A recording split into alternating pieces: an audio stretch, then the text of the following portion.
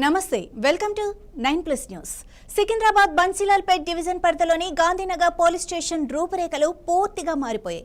Circle inspector Bose Kiran తీసుకున్న చొరవతో ఈ మార్పు సాధ్యమైంది.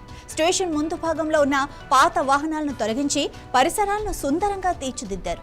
గోడల పక్కన ఖాళీ ప్రదేశాలలో మొక్కలు నాటి పచ్చదనాన్ని పెంపొందించారు. ఈ కార్యక్రమానికి ముఖ్య అతిథిగా సికింద్రాబాద్ డీసీపీ రక్షిత కృష్ణమూర్తి హాజరయ్యారు. ఆమె స్వయంగా మొక్కలు నాటి శిలాఫలకాన్ని ఆవిష్కరించారు. అదనపు డీసీపీ జై నర్సయ్య, ఏసీపీ ఏ యాదగిరి కూడా మొక్కలు నాటారు. సిఐ బోస్ కిరణ్ అభిరుచి, అంకిత భావం అద్భుతమని డీసీపీ రక్షిత కృష్ణమూర్తి కొనియాడారు. స్టేషన్ గతంలోని పరిస్థితికి ఇప్పటికీ చాలా వ్యత్యాసం ఉందని, ఇది అందరికీ ఆదర్శమని అన్నారు. ఈ కార్యక్రమంలో ఎస్ఐలు హరీష్, నరసింహ, మౌనిక, సాయి, నయం పాల్గొన్నారు.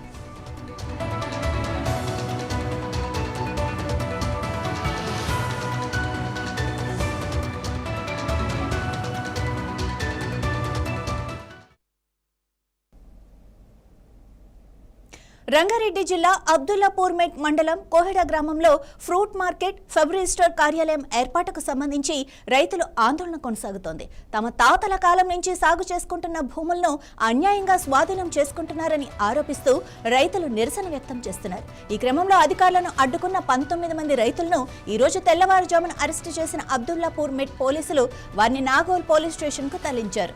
నిన్న భూమిని స్వాధీనం చేసుకునే ప్రయత్నాన్ని స్థానిక రైతులు అడ్డుకున్నట్లుగా సమాచారం. అయితే ఉదయం 6 గంటలకు అరెస్టు చేసిన రైతులకు ఇప్పటి వరకు ఆహారం కూడా అందించలేదని ఆవేదన వ్యక్తం చేస్తున్నారు.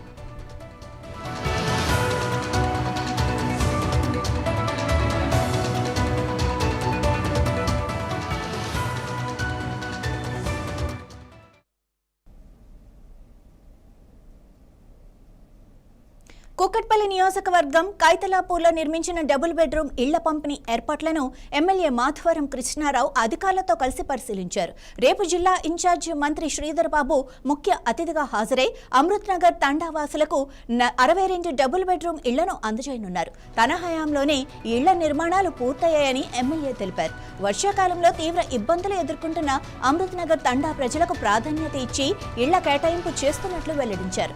అదేవిధంగా మిగిలిన డబుల్ బెడ్రూమ్ ఇళ్లను నియోజకవర్గ ప్రజలతో పాటు కూకట్పల్లి పరిధిలో పనిచేస్తున్న జర్నలిస్టులకు కూడా కేటాయించాలని రాష్ట్ర మంత్రికి వినతి పత్రం సమర్పించనున్నట్లు ప్రకటించారు.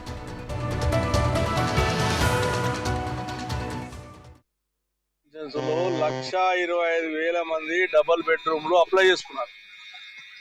40,000 డబుల్ బెడ్రూమ్లు ఉన్నాయి. ఇప్పుడు మేము కట్టినే ఉన్నాయి. ఈ గవర్నమెంట్ కట్టినే లేవు, ఒక్కడు కట్టలే, మేము కట్టినే ఉన్నాయి. ఇది కూడా మేము కట్టినే ఉన్నాయి. నిరుపేదలకు 40,000 ఇచ్చేయండి, కడమై కట్టించు అని అడుగుతా ఉన్నాం. మేము 1,00,000 కట్టాం, 61,000 మందికి ఇచ్చాం, ఇంకా 39,000 మందికి ఇవ్వాలి. కట్టి రెడీ ఉన్నాయి. అవి కూడా ఏమైనా చిన్న చిన్న రిపేర్లు ఉంటే చేసి హైదరాబాద్ నగరం ఉన్న 24 కాన్స్టిట్యూన్సీలు అందరూ కూడా ఇవ్వమని చెప్తా ఉన్నాం. ఇది మాత్రం నా కుక్కట్పల్లి కాన్స్టిట్యూన్సీ ప్రజలకే చెందాలి. 14 మందికి అలాట్ చేసాడు. ఎట్లా అలాట్ చేస్తారు వీళ్ళు? ఇక్కడ నిరుపేదలు వస్తూ ఉంటే ఎవరికో అలాట్ చేసామని చెప్తున్నాడు ఆఫీసర్. ఎట్లా అలాట్ చేస్తాడు? ఎక్కడో లీడ్ అలాట్ చేయడానికి. మేము కట్టించింది నా కూకట్పల్లి కాన్స్టిట్యూన్సీ ప్రజలు ఆ రోజు అడిగినందుకు కట్టించాను. ఇవాళ ఆఫీసర్లు ఏమంటారు, 10 మంది మేము బయట కట్టించాం, బయటలకు ఇచ్చామంటున్నారు. వాళ్ళు నిరుపేదలు ఉండొచ్చు, కాదంటలేదు. కనీసం అందరికీ మనం అదెందుకు లాటరీ తీయరు? అదెందుకు అలా ఏ రకంగా అలాట్ చేశారు మీరు వాళ్ళకు? ఏ బేస్ మీద అలాట్ చేశారు మీరు వాళ్ళకు? అంటే డబుల్ బెడ్రూమ్ అనేది ఒక లాటరీ సిస్టమ్ పెట్టాం, నిరుపేదలకు వెరిఫికేషన్ పెట్టాం, మేము అలాట్ చేసాం, మేము ఇచ్చేసామంటే ఎవరు వాళ్ళు? ఇచ్చిన వాళ్ళు ఎవరు? తీసుకున్న వాళ్ళు ఎవరు? అంటే వీళ్ళు కారా? వీళ్ళంతా కనబడతలేదా? వీళ్ళకి ఇవ్వకుండా నేను ఎవరికో ఇచ్చేసామంటే మాత్రం అది కుదిరే పని కాదు. నేను మంత్రి గారికి రిక్వెస్ట్ చేస్తా ఉన్నాను, ఎట్టి పరిస్థితుల్లో లోకల్ వాళ్ళకి ఇవ్వండి, నా కాన్షియన్స్ వాళ్ళకి ఇవ్వండి. నీకు కట్టించిన దాంట్లో శ్రమ నాది ఉంది. నేను కష్టపడి కట్టించిన ల్యాండు. ఆ రోజున బ్రహ్మాండం కట్టించాము. ఒక గుడి కూడా, టెంపుల్ కూడా పెట్టాము. ఇక్కడ ఎన్నో ఇబ్బందులు వచ్చాయి. పక్కకున్న ఒక పార్కు చేశాం. మళ్ళీ ఇప్పుడు పక్క వాటర్ ట్యాంక్ ఉంది. వాటర్ ట్యాంక్ కూడా నేను ఇంజనీరింగ్ డిపార్ట్మెంట్ కానీ హౌసింగ్ డిపార్ట్మెంట్ వాటర్ ట్యాంక్ చుట్టూ కూడా కాంపౌండ్ కట్టండి. రేపు పొద్దున వాటర్ ట్యాంక్ మూత తెరిచినప్పుడు ఏమన్నా వడ్డీ వాళ్ళు కానీ మన అయితే ఇబ్బంది జరిగే ప్రమాదం ఉంటుంది. కాబట్టి అభివృద్ధి విషయంలో, డెవలప్మెంట్ విషయంలో నేను రాజకీయం చేయను. నేను ముందు చెప్తున్నా, ఇప్పుడు చెప్తున్నా, ఎప్పుడు చెప్తాను. ప్రజలకు మంచి జరిగితే 100% సపోర్ట్ చేస్తాను. ప్రజలకు అన్యాయం చేసి నా ఇష్టానుసారంగా మేము కాంగ్రెస్ కార్యకర్తలకు ఇస్తామంటే మాత్రం మాధవరం కృష్ణారావు వదిలిపెట్టే ప్రసక్తి ఉండదు.